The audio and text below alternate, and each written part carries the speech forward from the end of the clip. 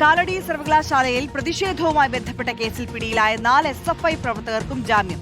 മെബിൻ ജോസ്, ബേസിൽ, വിജേഷ്, യദു എന്നിവർക്കാണ് ജാമ്യം. Perumbavoor judicial magistrate കോടതിയാണ് ജാമ്യം അനുവദിച്ചത്. അർജുൻ മട്ടന്നൂർ കൂടുതൽ വിവരങ്ങൾ നൽകും. അർജുൻ, എങ്ങനെയായിരുന്നു കോടതിയുടെ നിരീക്ഷണം?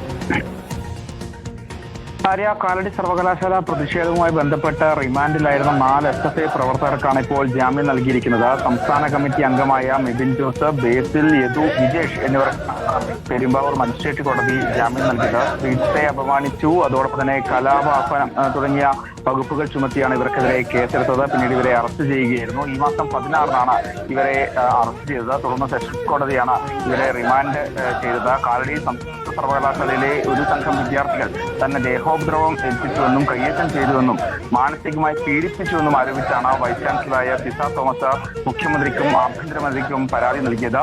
ഔദ്യോഗിക കൃത്യനിർവഹണം തടസ്സപ്പെടുത്തിയെന്നും ഔദ്യോഗിക വാഹനത്തിന് കേടുപാട് വരുത്തിയെന്നും തന്നോടൊപ്പം ഉണ്ടായിരുന്ന സിൻഡിക്കേറ്റ് അംഗങ്ങളും പേഴ്സണൽ സ്റ്റാഫും ആക്രമിക്കപ്പെട്ടുവെന്നും ഈ പരാതിയിൽ ചൂണ്ടിക്കാട്ടുകയും ചെയ്തിരുന്നു. സിൻഡിക്കേറ്റ് യോഗത്തിൽ പങ്കെടുക്കാൻ കഴിഞ്ഞ ദിവസം സർവകലാശാലയിൽ എത്തിയതായിരുന്നു VC ആയ പിസ തോമസ്.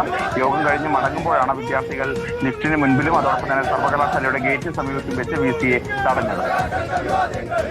അർജുൻ മട്ടന്നൂരാണ് വിവരങ്ങൾ നൽകിയത്. കാലടി സർവകലാശാലയിലെ പ്രതിഷേധവുമായി ബന്ധപ്പെട്ട പരാതിയിൽ അറസ്റ്റിലായ 4 SFI പ്രവർത്തകർക്കും ജാമ്യം ലഭിച്ചിരിക്കുന്നു.